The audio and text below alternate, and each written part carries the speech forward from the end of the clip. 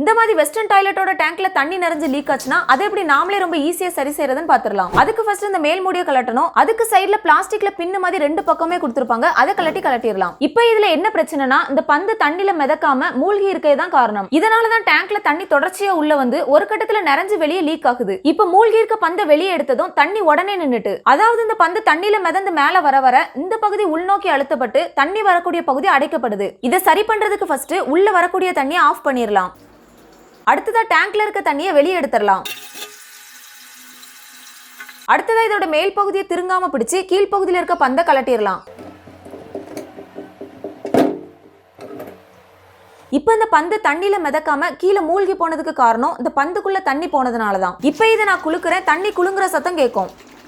இப்ப பாத்தீங்கன்னா அந்த பந்துக்குள்ள கிட்டத்தட்ட பாதி அளவுக்கு தண்ணி இருக்கு. அதாவது இதை தயாரிக்கும் போது இந்த பகுதியில் உள்ள ஓட்டை முழுமையா அடைக்கப்படல. இதனாலதான் அந்த ஓட்டைக்குள்ள கடந்த 3 வருஷமா கொஞ்சம் கொஞ்சமா தண்ணி உள்ள போய் மூழ்கிற அளவுக்கு இதுக்குள்ள தண்ணி சேர்ந்திருக்கு. அதனால இதுக்குள்ள இருக்க தண்ணியை கொஞ்சம் கொஞ்சமா மேல் பக்கமா அழுத்தி முழுவதும் வெளியெடுத்துடலாம்.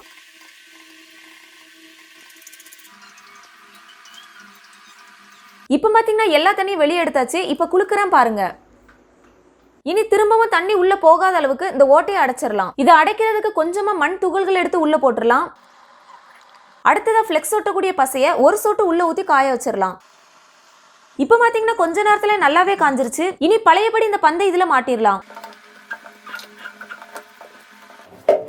கடைசி அந்த டேங்குக்கு வரக்கூடிய லைன் ஆன் பண்ணி எப்படி வேலை செய்யுதுன்னு செக் பண்ணிடலாம்.